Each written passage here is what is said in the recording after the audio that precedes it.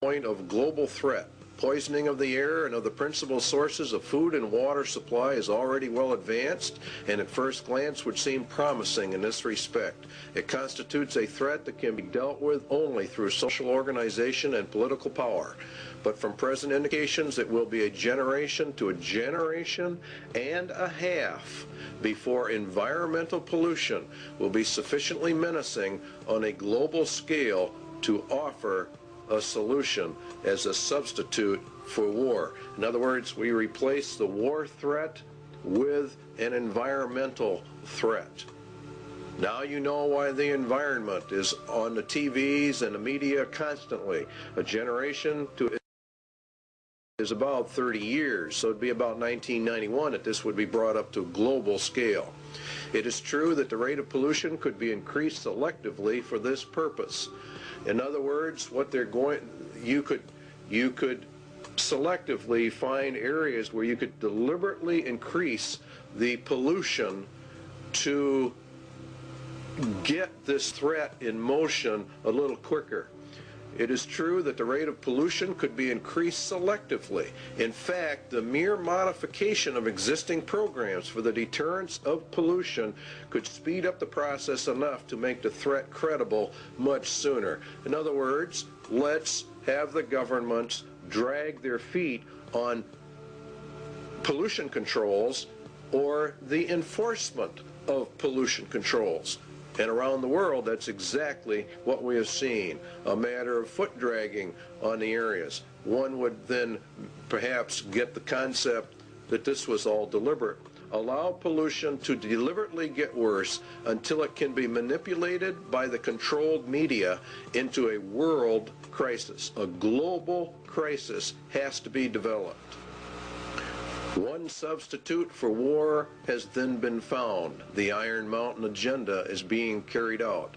The objectives of the EcoScan, well, the UN will end up with control over all the land, and ownership of the land will be held by the rich men.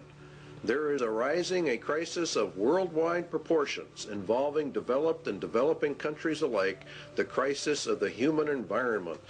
The process of compromise of national interests will, of course, have to take place. International economic security is inconceivable unless related not only to the world's environment, but also to the elimination of the threat to the world's environment. Well, the only major threat is private property ownership and private property rights, where people can do as they want.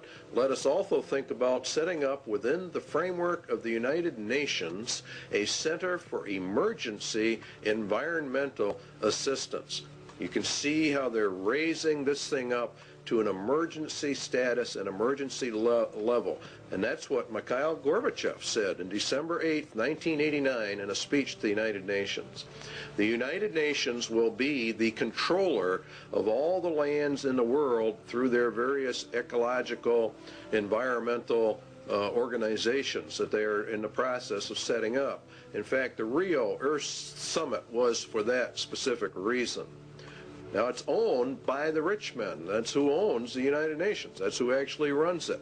Eco foundations of the World Wildlife Fund, Heritage Trust, Nature Conservancy, etc. There's a lot of them, and you have many UN organizations. And the rich men of the earth sit on the boards of directors on all of these groups. These groups are buying up huge chunks of private land for conservation, they say, and to preserve the earth. And of course, all of it is to be owned by the rich men.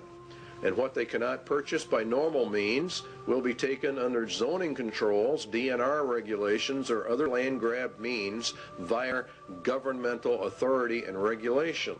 All land will be under strict eco-controls because, after all, we are now involved in the middle of an eco-emergency, and it's nothing but a scam. It's really a debt for land swamp is another part of it. The international bankers loan and control the monies to all the countries, and through interest have driven them into huge debt status. The debt of the United States is in the trillions. The bankers then come forward with a new plan.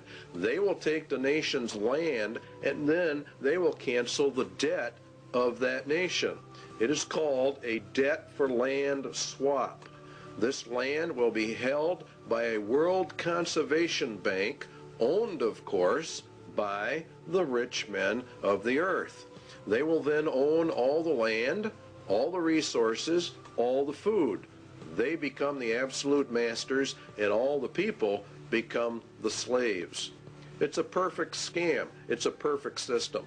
Because the eco-threat is now global, then obviously it can only be controlled by a global authority. And guess who that is? Why, of course, it's the United Nations.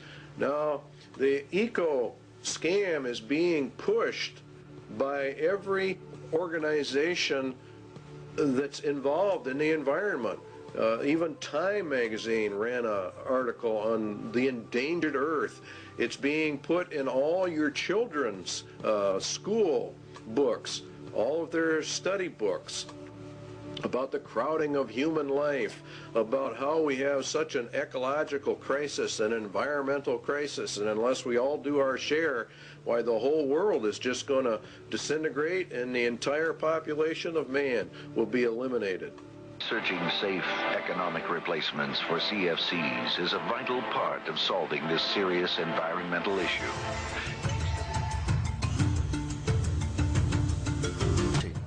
Is it fair to accuse this girl? Have these women done anything wrong? Yes, says the United Nations Climate Panel. Man's use of fossil fuels is jeopardizing the future. So the United Nations Intergovernmental Panel on Climate Change, or IPCC for short, has put man on trial. The evidence consists of computer models showing that as this century proceeds, emissions of carbon dioxide and other greenhouse gases into the atmosphere will lead to disastrous global warming. But a number of internationally acclaimed climatologists say it is far too early to put mankind on trial. The warm period we're in, not in the context of or in the perspective of past climates. Interesting diagram. One of the things about the climate change issue that is a great concern to me is the fact that some of these policy decisions could cost quite a lot and yet have no effect at all on the climate. In my commission, I can hardly find anyone which would subscribe to the IPCC scenario. Now, as we approach our time, we can see that in the period between 4,000 years ago and back to the period 2,000 years ago, which is actually the Roman age, the temperatures have been decreasing in Greenland by 2.5 degrees.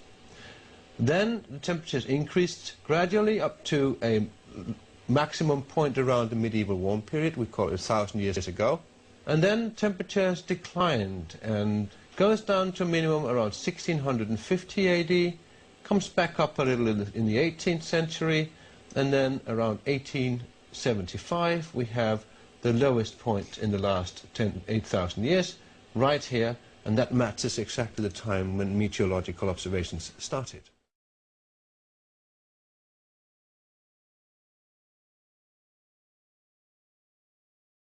Right, he's a complete hypocrite. He's a fraud on this issue. He uses 20 times more energy than the average American at one of his 3 houses. This is just his Nashville house, and he has 2 other houses as well. And not only this, but he owns one of the most polluting zinc mines in the state of Tennessee. And he also doesn't buy carbon offsets like he says he does. He buys them from a company that he owns. Yeah. So, and we've chronicled on this program, for example, his private jet uses. I know he's like a limousine leer is what we call him, like a limousine liberal. But, you know, one of the things about his zinc mine, which, you know, earned him nearly $600,000, more specifically, we found out that, you know, before these mines were shut down, 16.6 million pounds of toxic substances were released into the air, according to the EPA's toxic release inventory data. Another 2.6 million pounds at the site right where he was. That's a lot of polluting for one person, considering the private jet use, his electrical use in just one house.